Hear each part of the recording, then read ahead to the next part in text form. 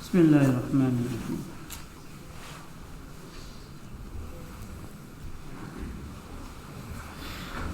الحمد للہ رب العالمین والعاقبۃ للمتقین والصلاة والسلام علی اشرف الانبیاء والمرسلین وعلی آلہ واصحابہ اجمعین. اما بعد. الحدیث خامس عشر.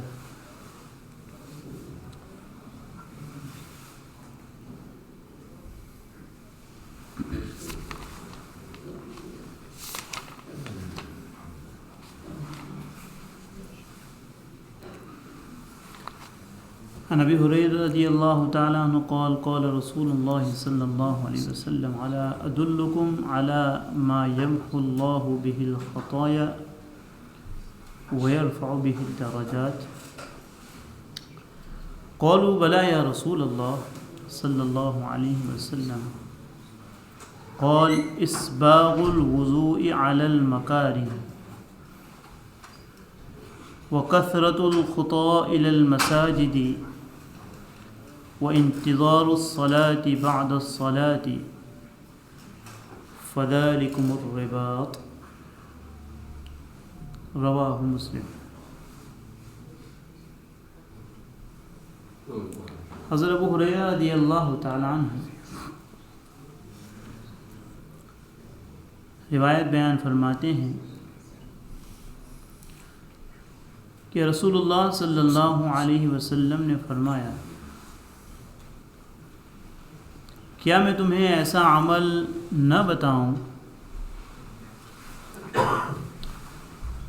جس سے اللہ گناہوں کو مٹاتے ہیں اور درجات کو بلند فرماتے ہیں. صحابہ کرام نے عرض کیا رسول اللہ ضرور یا رسول اللہ. تو آپ صلی اللہ علیہ وسلم نے فرمایا کہ اسباغ الوضوء علی المکارہ کہ مشقت کے وقت میں مبالغے کے ساتھ وضو کرنا، کمپلیٹ وضو کرنا. دوسرے نمبر پر چیز فرمائی مسجدوں کی طرف زیادہ آمد و رفت آنا جانا رکھنا، مسجد کی طرف کثرت سے قدم بڑھانا، اور ایک نماز کے بعد دوسری نماز کا انتظار کرنا، اور یہ رباط ہے.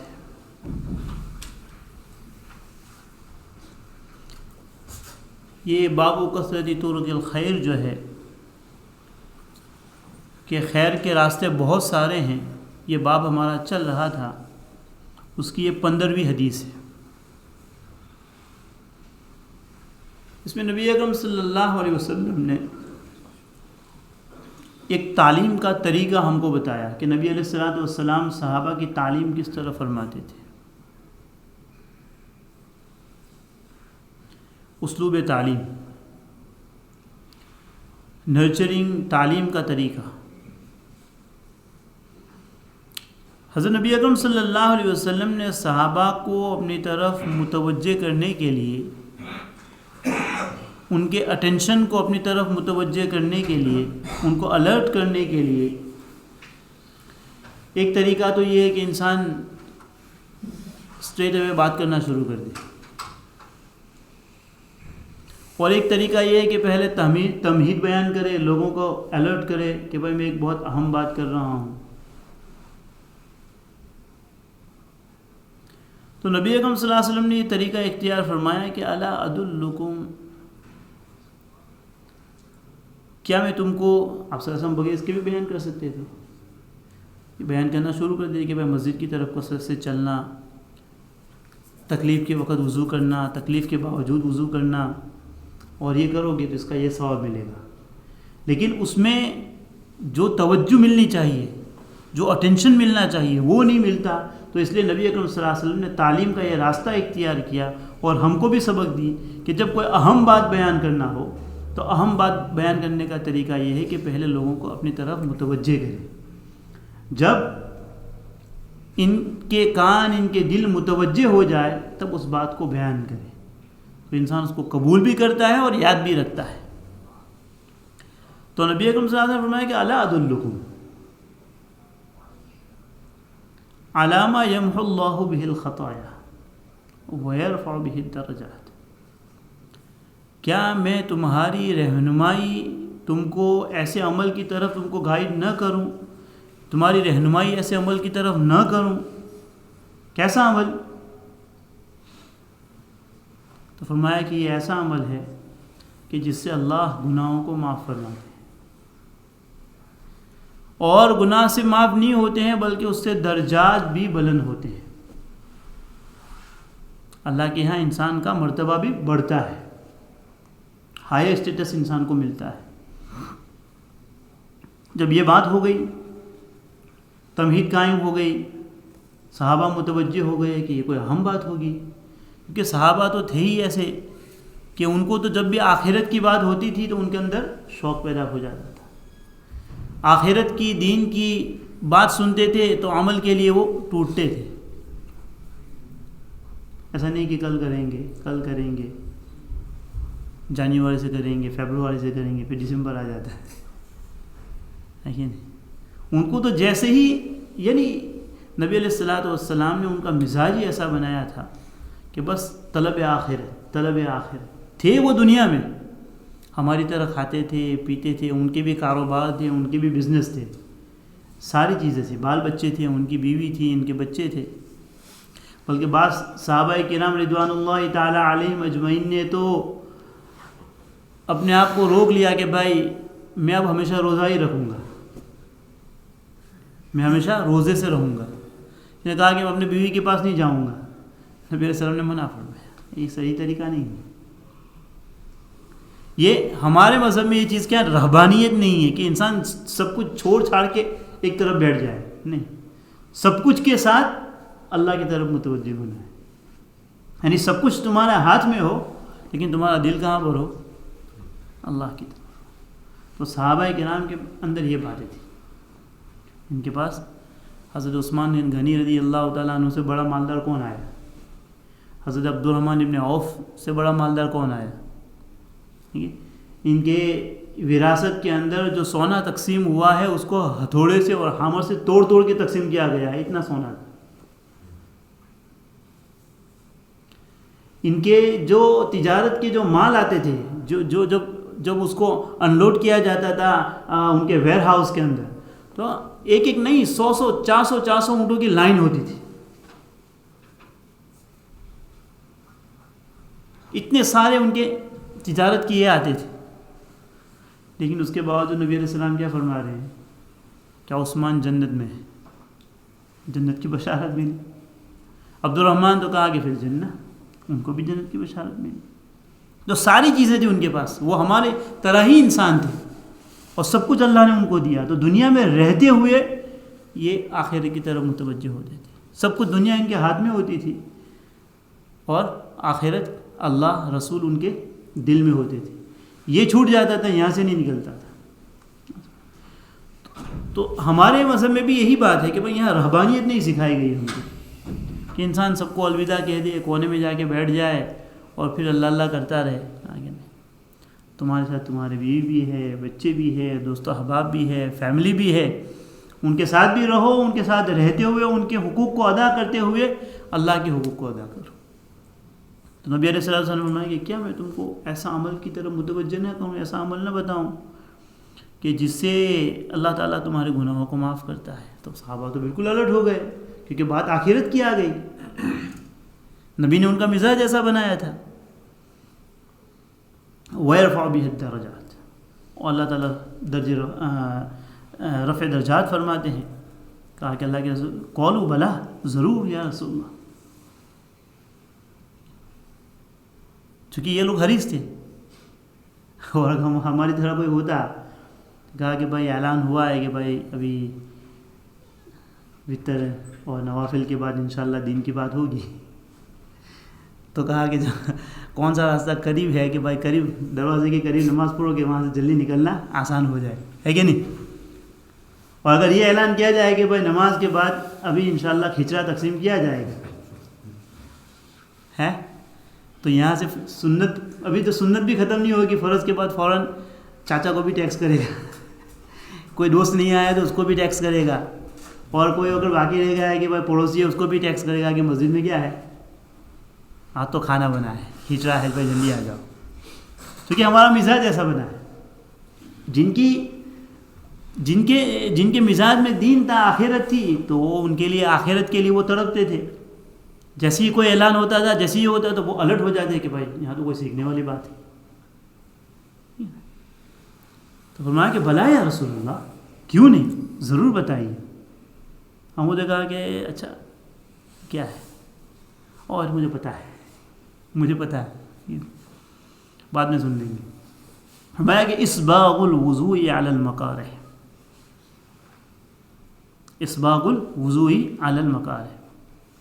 سب سے پہلا عمل کہ مشقت کے وقت طبیعت نہ چاہ رہی ہو، طبیعت کے اوپر بوجھ ہے، تکلیف محسوس ہو رہی ہے، اس کے باوجود انسان کمپلیٹ وضو کرے. اسباغ الوضو کا کیا مطلب ہے؟ اچھی طریقے سے سنت کے مطابق وضو کرے. مثلا ٹھنڈی لگ رہی ہے، ایک طریقہ تو یہ ہے، اس کی ایک توجہ تو یہ ہو سکتی ہے کہ ٹھنڈی لگ رہی ہے، ٹھنڈی بھی لگ رہی ہے اور پانی بھی ٹھنڈا ہے، تو فرض ادا کرے گا تب بھی وضو ہو جائے گا. فرض ادا کرے گا، ایک ایک مرتبہ دھوئے گا، اگر اس کے جو وضو کے جو فرائض ہیں وہ پورے ہو گئے تو وضو ادا ہو گئے. لیکن فرمایا کہ اگر تم چاہتے ہو کہ تمہارے گناہ معاف ہو اور تمہارے درجات بلند ہو تو اگرچہ تمہاری تکلیف، لیکن میں یہ نہیں کہہ رہا ہوں کہ انسان بیمار ہے تو زبردستی اپنے آپ کو تکلیف میں ڈالے. شریعت نے تکلیف کا حکم، شریعت میں حرج نہیں ہے بھائی، تکلفات نہیں ہیں یہاں پر، آپ کر سکتے ہیں. ایسا نہیں کہ بھائی آپ موسم نے کہا تھا پھر میں نے وہ ٹھنڈے پانی سے وضو کیا اور پھر گھر آپ چھینکتے ہوئے جائیں اور آپ کی بیوی مجھے گالیاں دے. یہ تو طریقہ نہیں ہے بھائی، فاسمانی نہیں. اللہ نے عقل بھی دی ہے کہ بھائی موسم صحیح ہے، چلو ٹھیک ہے، میں کر سکتا ہوں، جوان آدمی ہوں، کر سکتا ہوں، تو ٹھیک ہے. نہیں کر سکتے تو کوئی بات نہیں ہے، آپ گھر چلے جائیں وضو کر کے آئے.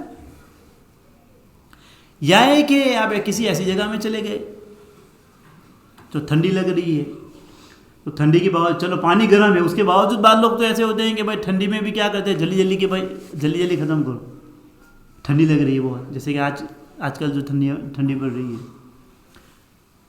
یا ہے کہ پانی ٹھنڈا ہو، دونوں صورتیں ہو سکتی ہیں. اس کے باوجود پورا وضو کرے سنت کے مطابق 3 مرتبہ دھونے کے بعد. ایک مرتبہ سے بھی وضو ہو جاتا ہے، فرض ادا ہو گیا، وضو ہو گیا. 3 مرتبہ دھونا سنت ہے. اور 3 مرتبہ سے زیادہ دھونا اس نیت کے ساتھ کہ اس پر زیادہ ثواب ملے گا یا سنت سمجھ کر، تو یہ مکروہ تحریمی ہے. یہ کیا ہے؟ اس پر گناہ ہوگا. اگر اس نیت سے دھو رہا ہے کہ اس پر مجھے زیادہ ثواب ملے گا، بار بار ہاتھ دھو رہا ہے، گھس کے دھو رہا ہے، تو سنت کی نیت سے دھو رہا ہے یا ویسے ہی زیادہ دھو رہا ہے، تو یہ مکروہ تحریمی. ہاں کسی کو شک ہو جائے، ایسا لگتا ہے کہ برابر کور نہیں ہوا ہے، تو اس نے 3 مرتبہ سے زیادہ دھو لیا تو کوئی مسئلہ نہیں ہے. لیکن بعض لوگوں کو ایسا وہم ہوتا ہے، شک کی بیماری ہوتی ہے، ان کو وہ چاہے 100 مرتبہ دھوئیں گے لیکن ان کا وہ وہم کیا نہیں ہوتا ہے، ان کو ایسا ہی لگتا ہے کہ بھائی ابھی میرا مکمل کور نہیں ہوا ہے. تو اس کا آسان طریقہ یہی ہے کہ وہم کی طرف نہ جائے، 3 مرتبہ دھو لے، بس ختم. 3 مرتبہ دھو لے اور اس کی طرف توجہ نہ کرے. ورنہ وہم کی بیماری ایسی ہے. بیچ میں ایک نوجوان آیا تھا، اس کو بیچارے کو یہی تکلیف تھی. اس کو کہا کہ اس کو وہم ہوتا ہے، وہ وہم اس کو ایسا وہم ہے، اور یہ وہم کی بیماری ایسی ہے کہ اگر کسی کو لگ جائے اور پھر انسان ایسا اس کو یعنی اس کو چکرا کے رکھ دیتی ہو، سکون نہیں آتا ہے اس کو بیچارے کو تکلیف تھی. وہ استنجے سے آتا ہے لیکن اس کو یہی ڈاؤٹ ہوتا رہتا ہے کہ میں پاک نہیں ہوں.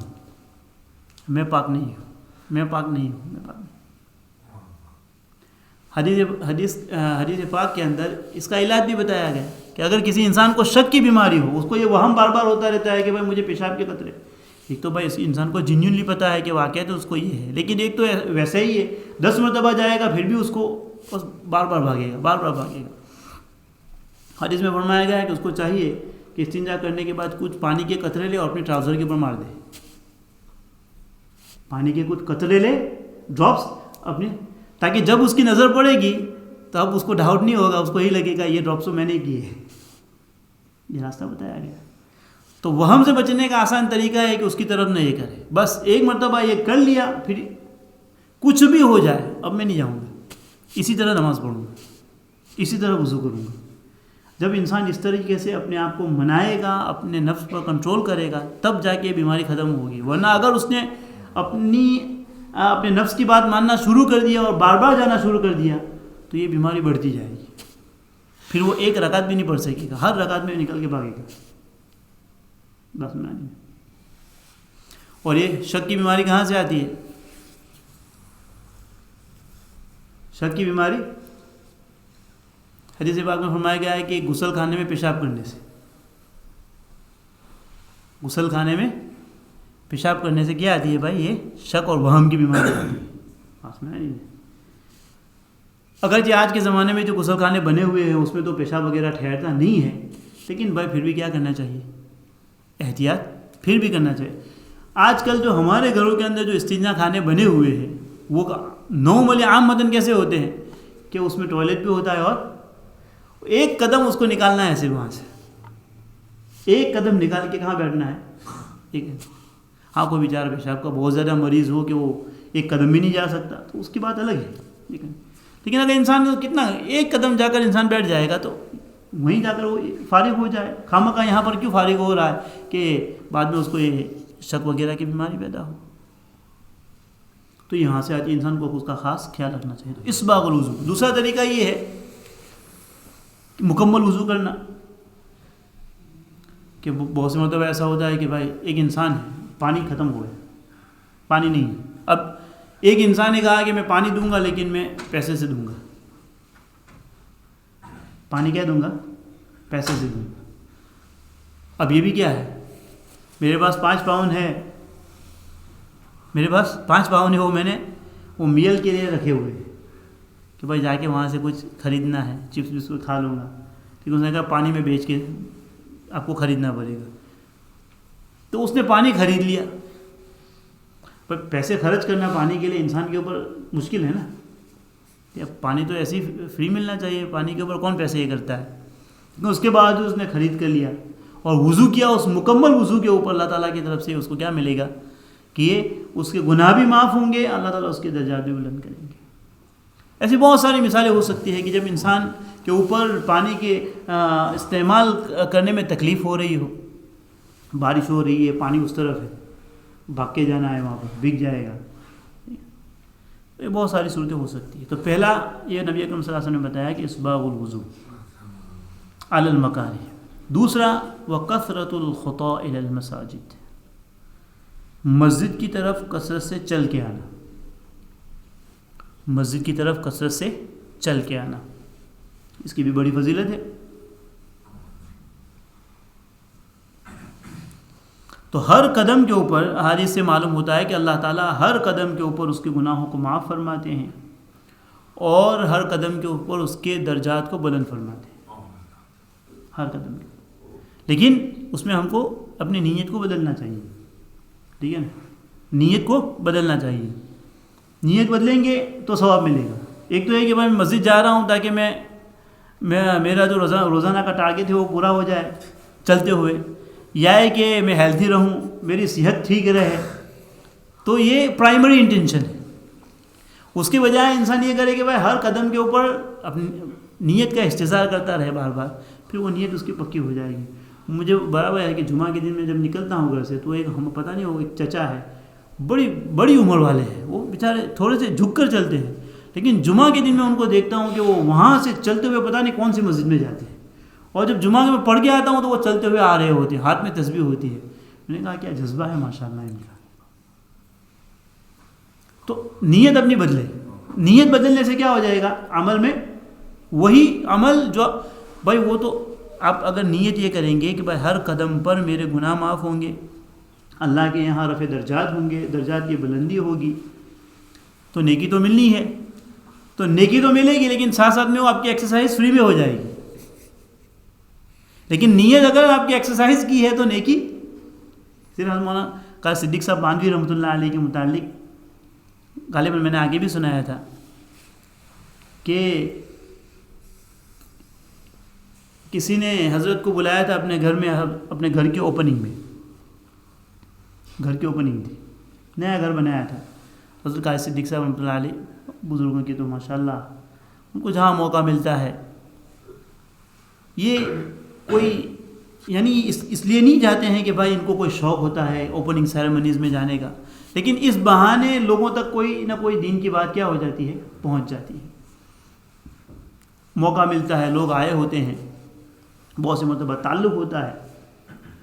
تو حضرت کسی کے گھر گئے تو وہ صاحب گھر دکھا رہے تھے، یہ روم ہے، یہ روم ہے، یہ روم ہے، یہ روم ہے. تو حضرت نے پوچھ لیا کہ یہ جو کھڑکی آپ نے رکھی ہے یہ کیوں رکھی ہے یہاں پر، یہ کھڑکی کیوں رکھی ہے؟ تو کہا کہ حضرت یہ لائٹ کے لیے رکھی ہے.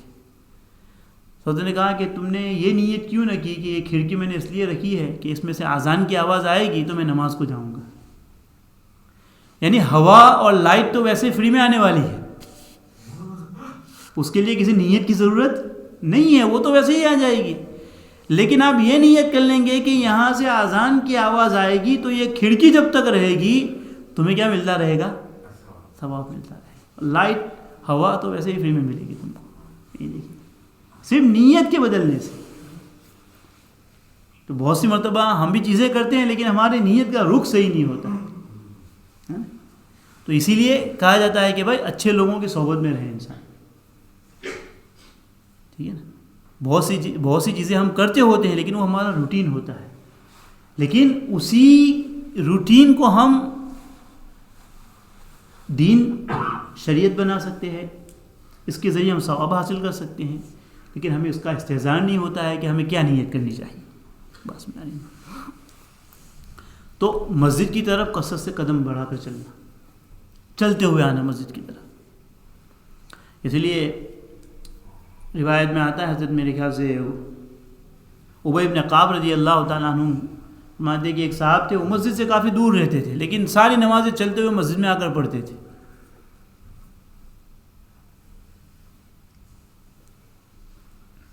تو فرمانے لگے حضرت ابی بن کعب رضی اللہ تعالیٰ عنہ کہ میں نے کہا یا کسی اور نے کہا ان کو کہ آپ ایک گدھا کیوں نہیں خرید لیتے، ایک سواری کیوں نہیں خرید لیتے؟ وہ سواری ہوگی آپ کے پاس تو آپ یہ گرمی کی شدت سے بچ جائیں گے، رات کے اندھیرے سے بچ جائیں گے، یعنی آپ کے لیے سہولت ہو جائے گی. تو انہوں نے کہا کہ میں یہ چاہتا ہوں کہ میرے آنے جانے کا جو ثواب ہے، آنے جانے کے وقت کے جو چلنے کا جو ثواب ہے میرے اعمال میں لکھا جائے، میرے نامہ عمل میں لکھا جائے. پھر نبی صلی اللہ علیہ وسلم نے فرمایا کہ انہوں نے جس چیز کی نیت کی وہ ان کو مل گئی، وہ ان کو کتنی بڑی چیز ہے. تو انسان یہ ثواب حاصل کر سکتا ہے، ہر کوئی حاصل کر سکتا ہے. اور جو قریب والے ہیں وہ تو حاصل کر ہی سکتے ہیں، دور والے بھی اگر کوشش کریں تو وہ بھی کیا کر سکتے ہیں، حاصل کر سکتے ہیں. کچھ دور گاڑی لے کے آئے، دور کھڑی کر دیے، کچھ وہاں سے چل لے موسم اچھا ہو تو. اور گاڑی لے کر بھی آئیں گے، نماز کے لیے آئیں گے تو اس پیٹرول پر بھی ثواب ملے گا بھائی. لیکن اب اللہ کی ذات سے ہمیں کیا نہیں، نا امید نہیں ہونا چاہیے. اللہ کی ذات سے کیا نہیں ہونا چاہیے، نا امید نہیں ہونا چاہیے. کیونکہ آپ جتنی بار آئیں گے تو ایکسیلریٹر دبائیں گے نا بھائی، ٹھیک ہے نہیں. تو یہ نہیں ہے. آپ اسی لیے بہت سی مرتبہ ہم پیٹرول کے لیے جاتے ہیں تو بہت سی مرتبہ اس لیے زیادہ نہیں ڈلواتے کہ میرا کام کیا ہے، میں تو مسجد جاتا ہوں گھر آتا ہوں، مسجد جاتا ہوں گھر آتا ہوں، ٹھیک ہے نا. تو اسی نیت سے کیا ہے تو ہم اللہ کی ذات سے امید رکھیں کہ چلو اس بہانے بھی جو پیٹرول خرچ ہوگا اللہ تعالیٰ اس پر بھی کیا کریں گے، نیکی دیں گے ہم. لیکن فضیلت چلنے کی بھی ہے اور چلنا چاہیے انسان کو. جب کبھی موقع ہو، جب خصوصاً موسم اچھا ہو تو انسان کو چل کر مسجد کی طرف آنا چاہیے. اور تیسری چیز فرمائی وہ انتظار الصلاۃ بعد الصلاۃ، ایک نماز کے بعد دوسری نماز کا انتظار کرنا. یہ بھی عمل ایسا ہے کہ اس عمل سے بھی اللہ تعالیٰ گناہ معاف فرماتے ہیں اور درجات کی بلندی فرماتے ہیں، رفع درجات ہوتے ہیں۔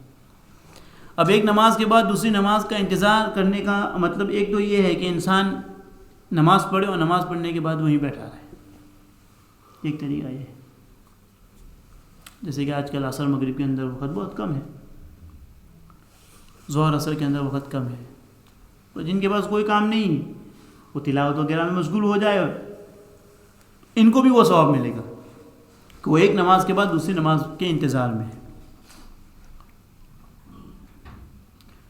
اور اس میں بھی نیت وہی ہونی چاہیے کہ وہ نماز کے انتظار میں بیٹھا ہو، اس لیے نہیں کہ بھائی اس کو کسی نے کہا ہے کہ میں آپ کو 3:30 بجے مسجد میں ملتا ہوں تو آپ میرے لیے ویٹ کرنا، پاسمانی نہیں کہ وہ نماز کے انتظار میں نہیں ہے، وہ تو کسی کے انتظار میں بیٹھا ہوا ہے۔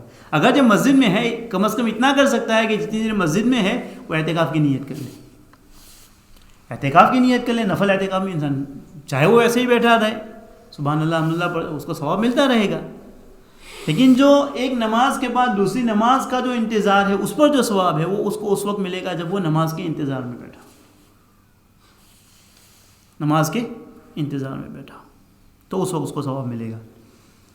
تو ایک تو طریقہ یہ ہے کہ انسان اسی جگہ بیٹھ کر انتظار کرتا ہے، اور دوسرا طریقہ یہ ہے کہ انسان مسجد سے نکل گیا، اس کو کوئی ضرورت تھی، مثلا عصر کی نماز پڑھی، اب وہ اپنی ضرورت کے لیے وہ مسجد سے نکل گیا، مسجد سے نکل گیا ہے لیکن اس کا دل کہاں اٹکا ہوا ہے؟ مسجد میں اٹکا ہوا ہے، یعنی وہ کام کر رہا ہے، وہ شاپنگ کر رہا ہے، لیکن بار بار گھڑی دیکھ رہا ہے کہ بھائی ابھی اذان ہوگی، اذان کو 5 منٹ ہے، 10 منٹ ہے، وہ کھانا کھا رہا ہے یا اور کوئی کام کر رہا ہے، لیکن اس کا دل مسلسل، اس کی نگاہیں گھڑی کے اوپر لگی ہوئی ہے، اذان ہونے والی ہے، میں لیٹ نہ ہو جاؤں، میری نماز نہ مس ہو جائے، میری اقامت نہ مس ہو جائے۔ تو اس انسان کو بھی وہی ثواب ملے گا جو اس مسجد میں بیٹھنے والے کو ملتا ہے، کیونکہ وہ بھی نماز کے انتظار میں ہے، اگرچہ اس کا دل، اگرچہ اس کا جسم باہر ہے لیکن اس کا دل مسجد کے اندر لگا ہوا ہے، اٹکا ہوا ہے۔ تو اس انسان کو بھی نبی علیہ الصلوۃ والسلام نے فرمایا کہ یہ عمل بھی ایسا ہے کہ اس عمل کی برکت سے اللہ گناہوں کو معاف فرماتے ہیں، گناہوں کو معاف فرماتے ہیں اور اس کے رفع درجات ہوتے ہیں۔ پھر آگے فرمایا فذالکم الرباط، اسی کا نام رباط ہے۔ رباط کس کو کہتے ہیں؟ جو اسلامی حکومت کی جو باؤنڈریز ہوتی ہے، بارڈرز ہوتی ہیں، سرحد ہوتی ہے، اس کو کہا جاتا ہے، کیا کہا جاتا ہے؟ رباط۔ اس کو کیا کہا جاتا ہے؟ رباط کہا جاتا ہے۔ تو اس رباط کی حفاظت کے لیے جو مسلمان آرمی بیٹھتی ہے اس کا بڑا ثواب ہے، کیونکہ وہ ان سرحدوں کی حفاظت کے لیے بیٹھی ہوئی ہے، اس کی سرحدوں کی حفاظت کے لیے۔ تو ایک مطلب یہ ہو سکتا ہے کہ فذالکم الرباط، یعنی ان مسلمان حکومتیں اور مسلمان جہاں جہاں مسلمان کی جو سرحدیں بنی ہوئی ہے، اسلامی حکومت کی جو سرحدیں باؤنڈریز بنی ہوئی ہے، اور اس کی جو حفاظت کرنے والے مجاہدین ہیں جو اس کو وہاں پر اس کو پروٹیکٹ کر رہے ہیں دشمنوں سے کہ دشمن اندر نہ آ جائے، ان کو جو ثواب ملے گا ان اعمال کے کرنے والوں کو بھی یہ ثواب ملے گا، یعنی جن کو جو تکلیف کے باوجود وضو کرتے ہیں، مسجد کی طرف چل کر آتے ہیں، اور تیسرا کیا بتایا؟ ایک نماز کے بعد دوسری نماز کا کیا کرتے ہیں؟ انتظار کرتے ہیں۔ تو جو رباط مسلمانوں کی جو حدود ہے، سرحدیں ہیں، ان کی حفاظت کرنے والوں کا جو ثواب ہے، وہ ثواب اللہ تعالیٰ کتنا بڑا ثواب ہے، بہت بڑا ثواب ہے۔ یا اس کا مطلب یہ ہو سکتا ہے کہ رباط یعنی مسلمانوں کی جو سرحدیں اور باؤنڈریز بنی ہوئی ہے، جو مجاہدین اس کی حفاظت کر رہے ہیں تاکہ کوئی دشمن اندر نہ آ جائے، کوئی دشمن کیا نہ ہو جائے؟ اندر نہ آ جائے۔ تو دشمنوں سے حفاظت کرنا مقصود ہوتا ہے۔ تو جو ان اعمال کو کرے گا، ان اعمال کو جو کرے گا، چل کر آئے گا مسجد کی طرف، وضو کو تکلیف کے باوجود مکمل پوری طور پر کرے گا، ایک نماز کے بعد دوسری نماز کا انتظار کرے گا، اللہ تعالیٰ ان اعمال کی برکت سے جو انسان کا دشمن شیطان ہے اللہ اس کی حفاظت کرے گا۔ رباط، جس طرح رباط کی وہ لوگ حفاظت کر رہے ہیں، اسی طرح ان اعمال کی برکت سے کیا ہوگی؟ ان کی بھی حفاظت ہوگی۔ تو یہ ہو گئی حدیث. آگے کی حدیث ہے، مختصر حدیث ہے. السادس عشر عن ابی موسیٰ الاشعری رضی اللہ تعالیٰ عنہ قال قال رسول اللہ صلی اللہ علیہ وسلم من صلی البردین دخل الجنہ. سبحان اللہ. نبی اکرم صلی اللہ علیہ وسلم نے فرمایا، ابو موسیٰ اشعری رضی اللہ تعالیٰ عنہ راوی ہے کہ جو شخص 2 ٹھنڈی نمازیں پڑھتا ہے وہ جنت میں داخل ہوگا. جو شخص 2 ٹھنڈی نمازیں پڑھتا ہے وہ جنت میں داخل ہوگا. ٹھنڈی نمازیں کون سی ہے؟ 2 ٹھنڈی نمازیں، ایک فجر اور ایک عصر. فجر اور عصر، ان دونوں کی خاص فضیلت آئی ہے.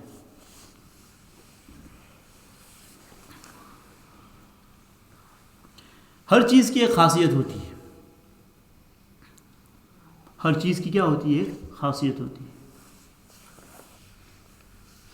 اللہ نے ہر چیز کے اندر ایک خاصیت رکھی ہے. ہر عمل میں ایک خاصیت ہوتی ہے. دواؤں میں خاصیت ہوتی ہے. گل بنفشہ ہے تو وہ سردی زکام نزلے کے لیے بڑا مفید ہے.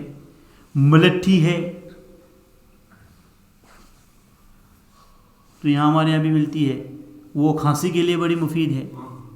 انسان کے ہر عمل میں اللہ نے تاثیر رکھی ہے. انسان کے ہر عمل میں کیا رکھی ہے؟ تاثیر رکھی ہے. اس کا ایک اثر ہوتا ہے. آپ کسی انسان کو ایک شکریہ کے انداز میں اس طرح سے کہیں گے تو سامنے والا خوش ہو جائے گا. ایک انسان کو آپ تھمس اپ یہ کریں گے تو کیا ہو جائے گا؟ خوش ہو جائے گا. اگر دوسری فنگر دکھائیں گے تو لڑائی ہو جائے گی. تو یعنی ہر چیز کا اثر ہے.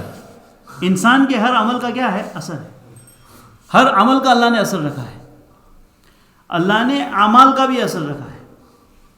دیکھیے روزے کا اثر کیا ہے؟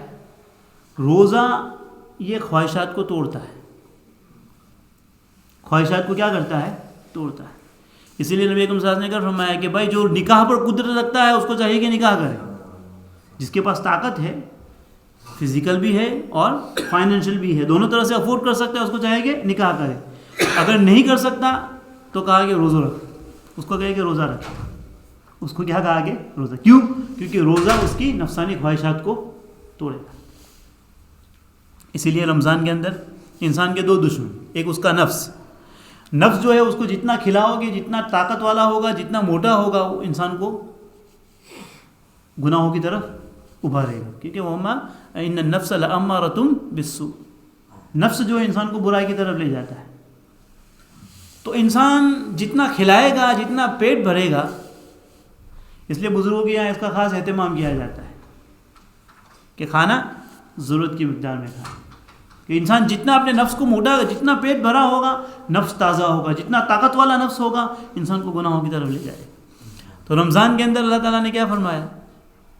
انسان کے دونوں شیطان، ایک شیطان تو وہ شیطان ہے جو 2 دشمن ہے، ایک شیطان ہے، ایک نفس ہے. شیطان کو تو خود اللہ نے بند کر دیا. شیطان کو خود اللہ نے بند کر دیا. اور دوسری طرف انسان کو کہا کہ روزے رکھ. کیا رکھے؟ روزے. اب انسان نے روزے رکھنا شروع کیا تو نفس کو کھانا نہیں ملا. نفس کیا ہو گیا؟ کمزور. اتنا کمزور ہو گیا کہ وہ اب انسان کو گناہ کی طرف نہیں لے بڑھ نہیں سکتا. اب فجر میں اٹھنا بھی آسان، 4 بجے اٹھ کے آئے گا، کوئی مشکل نہیں ہے کہ نہیں. روزانہ کے 2 پارے 3 پارے پڑھنا کوئی مشکل نہیں ہے کہ نہیں. نوافل بھی پڑھے گا، کوئی مشکل نہیں. تسبیحات بھی پھرائے گا، کوئی مشکل نہیں. کیوں؟ کیونکہ وہ جو اس کے دشمن ہے نا، جو نفس، اس کو اتنا کمزور کر دیا ہے کہ وہ نفس اس کے خلاف نہیں کھڑا ہو سکتا. تو یہ روزے کی خاصیت ہے. زکوٰۃ کی بھی خاصیت ہے. زکوٰۃ کی خاصیت کیا ہے کہ انسان کے اندر سے زکوٰۃ بخل کو اور اسٹنجینس کو کیا کرتی ہے؟ ختم کرتی ہے. بخل کو نکالتی ہے، انسان کو جنرس بناتی ہے، سخاوت کا جذبہ پیدا کرتی ہے. اب انسان زکوٰۃ نکالے گا تو وہ تو اس نے تو نکال دیا. انسان تو نکالے گا کیوں؟ کہ بھائی میں نے تو اللہ کو راضی، اللہ کا حکم ہے، اللہ کی رضا کے لیے میں نے پیسے نکالے. اب جس کو اس نے دیے ہیں وہ کیا سمجھے گا کہ اس آدمی نے میرے اوپر احسان کیا. اس آدمی نے میرے اوپر کیا، اگرچہ وہ زکوٰۃ دی ہے لیکن احسان کیا ہے. اب اس کے دل میں اس کا احسان آئے گا.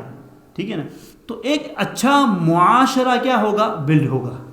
کیونکہ اس کی محبت اس کے دل میں آ گئی کہ اس نے میرے اوپر احسان کیا ہے، تو ایک اچھا معاشرہ بنے گا. تو یہ زکوٰۃ کی خاصیت. تو ہر عمل کی اللہ نے خاصیت رکھی ہے.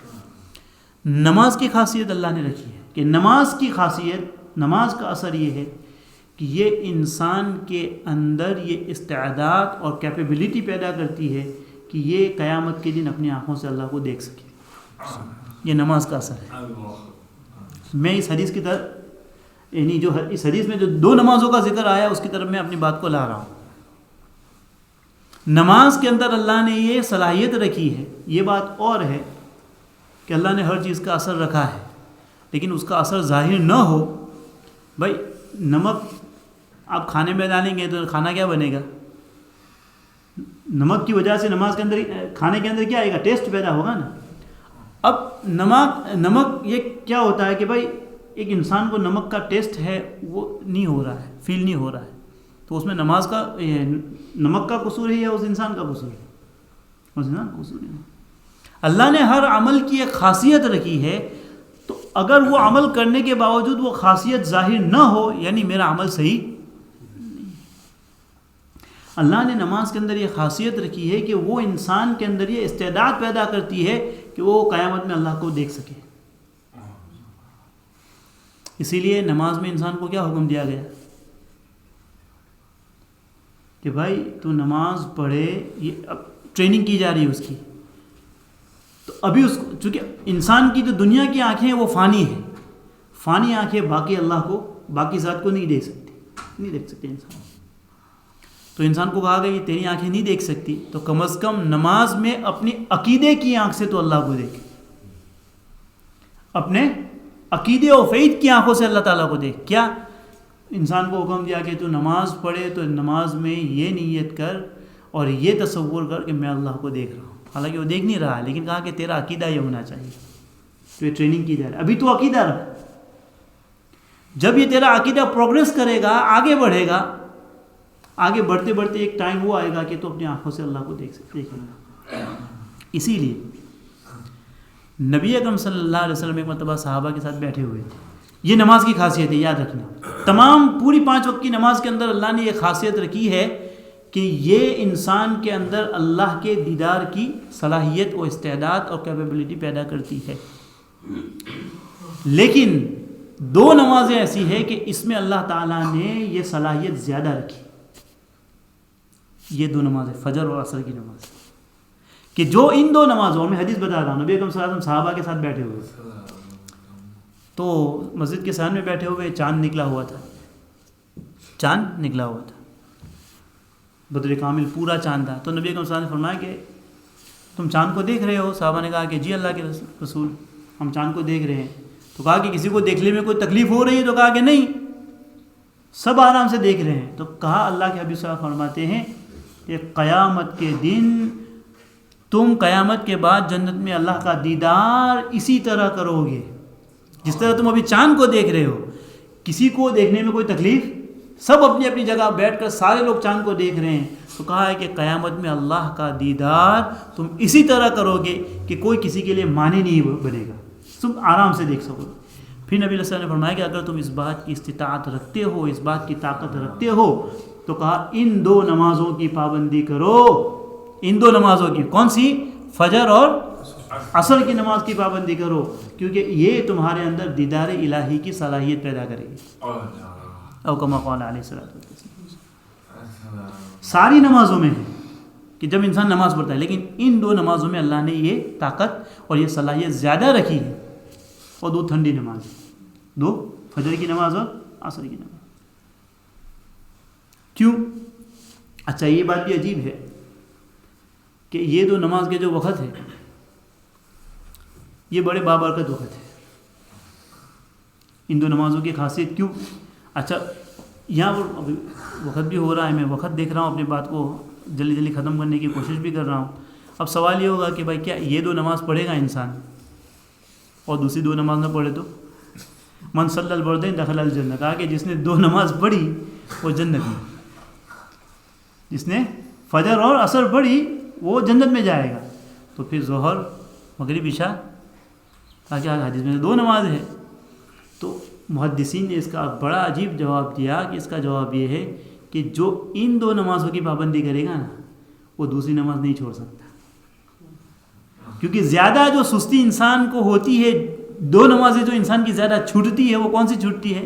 فجر اور عصر کی. تو یعنی حدیث یہ بتانا چاہتی ہے کہ جو ان دو نمازوں کی پابندی کرے گا تو اس سے یہ 3 نمازیں چھوٹنے والی وہ تو ڈیفینیٹلی پکا پڑھے گا. کہ جو فجر اور عصر پڑھ رہا ہے کیونکہ دونوں مشغولی کے وقت ہے. فجر تو ویسے ہی سستی کا وقت ہے اور عصر میں انسان یہاں ہوتا ہے وہاں ہوتا ہے. آپ ساری مسجدوں کے احوال کو تلاش کر لیجئے. میں انگلینڈ کی نہیں پوری دنیا کی مساجد کو عصر کی نماز میں یہی حال ہوتا ہے. کیونکہ یہ جو وقت ہے نا یہ بڑے مبارک وقت ہے. کیوں؟ فجر کا جو وقت ہے اس وقت فرشتوں کی ڈیوٹی چینج ہوتی ہے. رات کے جو فرشتے ہیں رات کے جن کو اللہ نے اپوائنٹ کیا تھا, ایک تو انسان کے ساتھ 2 فرشتے ہیں وہ, اور کئی فرشتے اللہ تعالیٰ نے انسان کی حفاظت کے لیے رکھے ہیں. تو رات کے فرشتے فجر کے وقت اپنی ڈیوٹی ختم کر کے جاتے ہیں اور صبح کے فرشتے آتے ہیں. تو جانے والے فرشتے, آنے والے, اور جو آلریڈی وہاں ایگزسٹ ہے وہ, تو کئی کروڑ فرشتوں کا کیا ہو جاتا ہے وہاں پر, ایک نہیں ہزاروں کروڑ وہاں فرشتوں کا کیا ہو جاتا ہے, اجتماع ہو جاتا ہے. کیونکہ وہ جا رہے ہیں اور یہ آ رہے ہیں.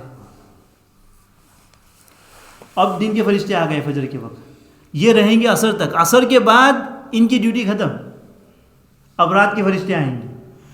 تو عصر کا جو وقت ہے یہ بھی اجتماع کا وقت ہے, اس میں بھی فرشتوں کی گیدرنگ ہوتی ہے. تو فرمایا کہ اتنے سارے فرشتوں کا ہجوم ہوتا ہے کہ انسان جب ان فرشتوں کی اس کو صحبت مل جاتی ہے, کچھ دیر کی صحبت مل جاتی ہے, تو ان کی صحبت, بھائی یہ کتنی معصوم مخلوق ہے کہ نہیں, کتنی معصوم مخلوق ہے. انسان 40 دن مسجد میں لگاتا ہے, جماعت میں لگاتا ہے, تو کیا ہوتا ہے, کیونکہ وہ 40 دن کس کی صحبت میں رہ کے آیا ہے, فرشتوں کی صحبت میں رہ کے آیا ہے. 40 دن انسان چلنے میں جائے گا تو کس کی صحبت میں رہے گا, وہ مسجد میں کون رہتے ہیں, فرشتے. تو فرشتوں کی صحبت میں رہنے کا اثر یہ ہوتا ہے کہ اس کی نمازوں میں فرق آ جاتا ہے, اس کے چہرے کا نور, اس کے چہرے کی جو ایک بے نوری ہوتی ہے وہ ختم ہو جاتی ہے, اس کے چہرے کے اوپر نور آ جاتا ہے. یہ فرشتوں کی صحبت کا اثر. تو جب انسان ان دونوں وقت میں ہزاروں کروڑوں فرشتوں کا جب ایک جمگٹا ہوتا ہے, ایک میلہ ہوتا ہے, اس وقت جو اس کو اس کی صحبت ملتی ہے تو اس کی برکت یہ ہوتی ہے کہ انسان کے اندر عبادت کا شوق پیدا ہوتا ہے. اس لیے ان دو نمازوں کی کیا کی گئی, بڑی تاکید کی گئی. ان 2 نمازوں کی کیا کی گئی, بڑی تاکید کی گئی. پھر ان دونوں وقت کو اللہ نے کیوں پسند فرمایا فرشتوں کی ڈیوٹی کے لیے, اس کا بھی جواب ہے, لیکن وقت ختم ہو گیا ہے. اللہ نے چاہا تو انشاءاللہ اس کو اگلے ہفتے پڑھیں گے. دوسرے پڑھ لیجیے.